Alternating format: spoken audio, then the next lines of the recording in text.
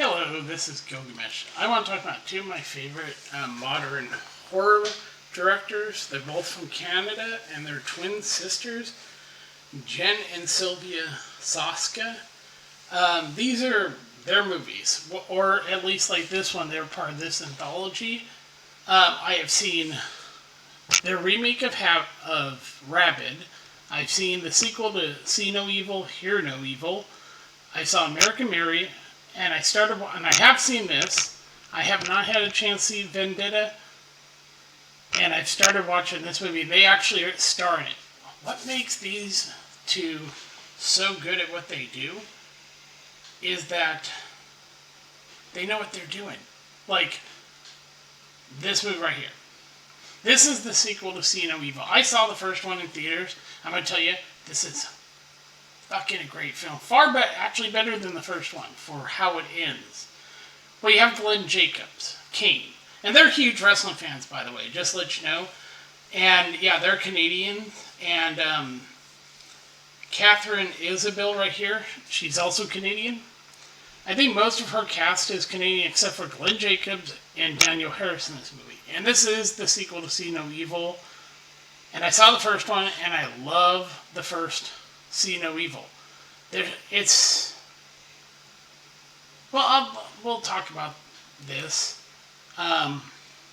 Essentially, the previous movie. Let's talk about that first. See No Evil.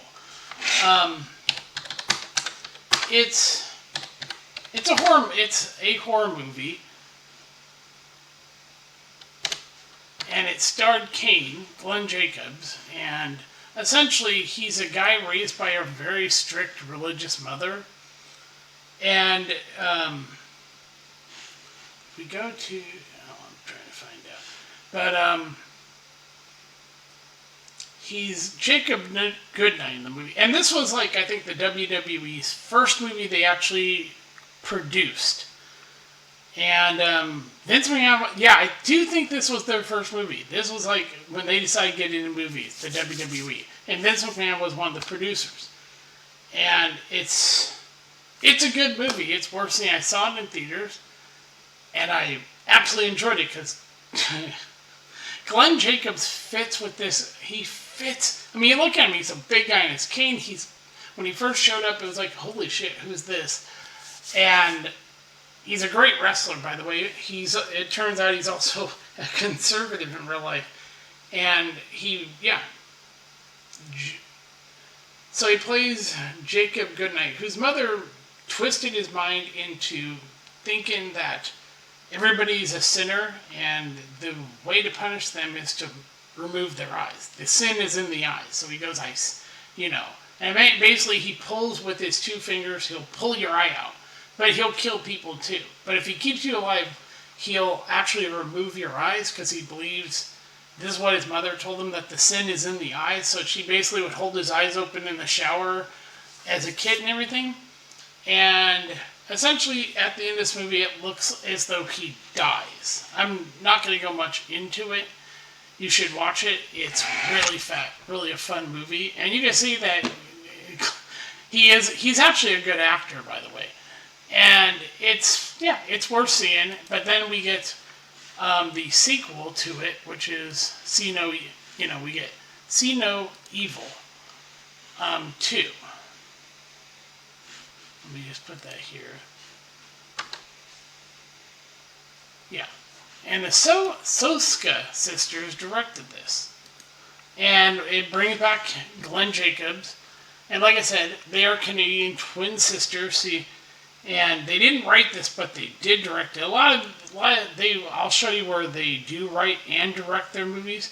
Daniel Harris, of course, is American. Catherine Isabella, who was in their American Beauty. I love that goddamn film. Here, the beginning of it is, it's at a morgue. And essentially they bring in Jacob Goodnight, who looks as though he died. I mean, and Glenn, that's actually lying there looking dead. That's Glenn Jacobs. Kane, I mean. They still called him Kane for this movie. But in the opening credits, it does say Glenn Kane Jacobs. And essentially, two characters, how he wakes up is that, Catherine Elizabeth and this other guy have sex. And essentially it wakes him up and he starts killing people. And yeah, and like I said, this is far better than the first one. It's the way the movie ends. And essentially what we have is, he's a serial killer. And he just, I'll just give it away. He kills everyone. No one survives. And that's what makes this better than the first one, because the chick in the first one, she did survive. But here, the Soska sisters decide, fuck it, we're going to kill you think, Jenny Harris, she's got to live. Nope. She gets killed. Yeah, and it's a fun movie to watch. I do recommend it. I'm going through a basic review. I'm not going fully into this. I've seen it multiple times, at least 10 times I've seen this movie. So, yeah, I do highly recommend it. Now, we go to, we go through, and essentially it's worth watching this movie. I know I made some, but I have seen this one. I love American Beauty. I do. And here are the Soga. They play, Twin 1 and Twin 2 in the movie, and you'll recognize them right away and go, that's the Soska Sisters. Catherine Elizabeth here, and this movie is filmed in Canada, and I do believe See No Evil 2 is also filmed in Canada. What's great about this is that it's so well done. And essentially, this is... Mary is this... She's in med school, essentially wanting to become, and so what she does is she gets an opportunity to essentially apply her skills to helping, and this is the body, people that like to modify their bodies through surgery, adding things, like the whole thing with splitting their tongue. This movie's all about that. And so, and it's very well done. I mean, you can see it. This alone, it's like, she literally gets into the whole body, which is a real thing.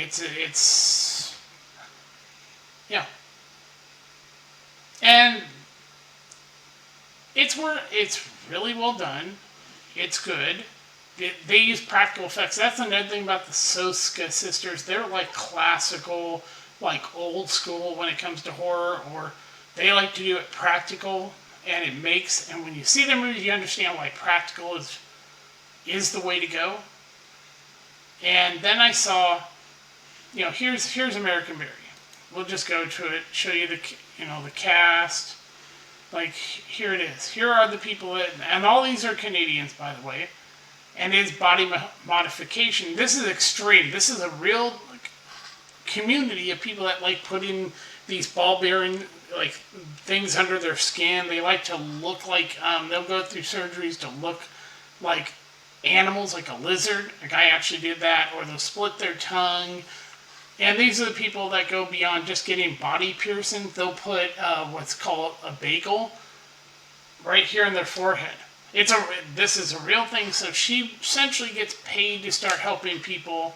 And at first she's horrified by what she does, but then she meets a woman who literally wants to become Barbie. And so the woman wants her to remove her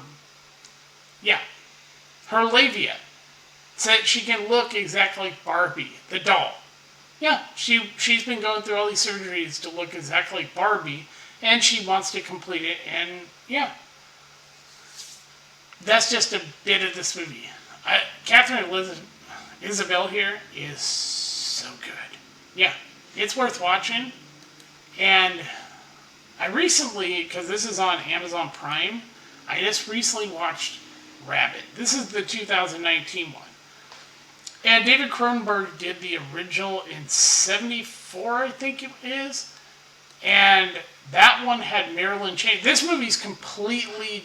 There's some similarities to the original in the fact that in the original done by David Cronenberg, you have also, yeah, Philip Brooks. Everyone knows him as CM Punk is actually in this movie, and he's an asshole. No, he is perfectly cast as an asshole in this movie. I think he's the only American in this movie because everybody else is Canadian. And David Cronenberg's film, I'll bring it up because the '77 one, Marilyn Chambers, and she was a porn star at the time. And this is '77, and that one basically, she and her boyfriend are on his motorcycle when a vehicle, just giving the beginning, somewhat of the plot, they crash due to a vehicle getting stalled in the road, and she gets horribly burned. He gets a broken arm, and then they do this surgery to repair her burned skin. And unfortunately, it changes her, and she gets these things that come out of her arm that basically will go into someone and drink their blood, so that it keeps her young and healthy. But she can't fight it. She doesn't want to hurt anybody, but then she gets to, as the movie progresses, she sort of gets to seems like she enjoys what she does, and when these things come out, they over time will turn someone into give them rabies, a form of rabies that makes them want to kill and eat people, and those people become, it's a form of rabies. That's why it's called rabid. And at the end of this one, both movies have a different ending. They do. This one, the ending is way different than that one. In that one, I'll just give you a spoiler. At the end of the 1977 Rabid, she once again does and kills somebody, and the doctor tries to no, it's not the doctor. Her boyfriend tells her to run, and she doesn't. And the guy that she just took the blood from wakes, gets up, and he has become a rabid, has rabies, and basically kills her. In this one, it's way different. From the beginning, she goes to this party at this club, and basically she leaves out of anger, gets on her, I think it's supposed to be a moped, and she gets hit by a vehicle, and oh my god, it's far worse than they went practically, this is batshit crazy practical. She gets disfigured. She loses, when they undo her band, because she's wrapped up, and she wakes up in the hospital. Her friend feels terrible for causing her to leave because, and then they unwrap her, and she's got basically right here, her mouth is wired shut because she's got a broken jaw it's a horrible accident. They don't show you the whole thing, but they show here over, I think it's one of the two sides, she's missing skin, you can see her teeth, and they've got her mouth wired.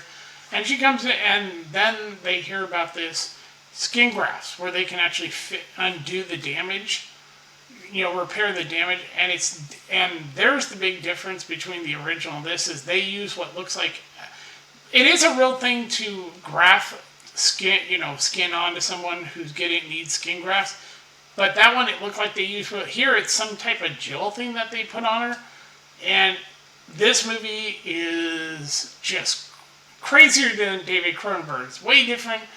And essentially, she bites a guy that, and then later on, over time, then he becomes rabid, starts killing him, and makes him eat someone, and it starts spreading.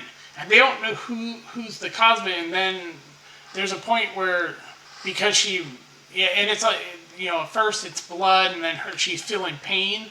That's a big difference, is that Laura, they downplayed her looks. When you look at what she looks like in real life, it's she's a gorgeous woman. This is her right here.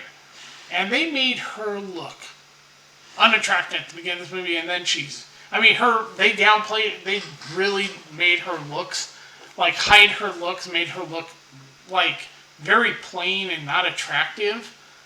That's hard to do to an attractive woman, and the makeup artist did an amazing job making her look not attractive. She looked kind of sick in the movie. And then after her surgery, she goes back. She even looks hotter than before. She looks like her real self, and things start. She starts like feeling pain. I mean, this thing, what's going on with her, starts making her where she needs blood, and the end of the movie essentially is in the original.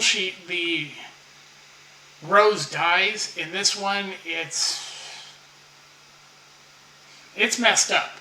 The doctor who did the surgery, turns out he had done this to his wife, and she kills, and then he keeps her around. Yeah, she thought she could kill herself. She slits her throat, and it turns out she didn't die, so he keeps her locked up. Yeah, it's a messed up ending. Ending where where the main character gets killed off by one of her victims. Here, the doctor is the one who's evil as shit, knew what he was doing because he did it to his wife. Love this movie. The practical effects and everything are amazing. That's another thing I love about the Soska Sisters, that they go back to the old school of practical prosthetics, not doing the CGI. You can tell when a movie uses CGI. I'll get to another movie later. But the Soska Sisters they remind me of John Carpenter, like his early films, like when he did The Thing. David Cronenberg is another one who used a lot of practical in his movies. And there's also George Romero. These guys did not believe in the CGI blood or anything. They like to make you believe you were watching this was real. And also, what's funny is Stephen McHattie is in this movie, and hell of a good Canadian actor. And so, yeah, I was like, I'm going to talk about the Soska Sisters. Like I said, I'm still watching their, this one right here, where they started, and I haven't gotten through it. But it looks more like a drama than a horror movie. And I know it's on Tubi because I've been watching it. But this one I have not been able to see because I don't want to pay for it. I have seen this. And I'm trying to remember which one they did in it, because it wasn't as good as the first one. The first one's okay, as far as the ABCs of Death.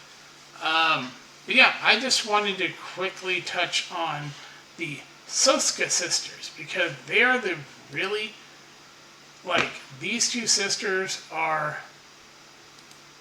this is them, right here. These two sisters are just like, you look at them, and they're both Canadian, by the way, and they're twins. And they're only 40 years old, and they're already making movies. They're known as Twisted Twins. They're working for Eric July now. They do comic books. And, yeah, and so, and that's why I am watching this, the Dead Hooker in a Trunk. That is where they literally are the stars, and like I said, they've written other movies, and they seem to be the actual.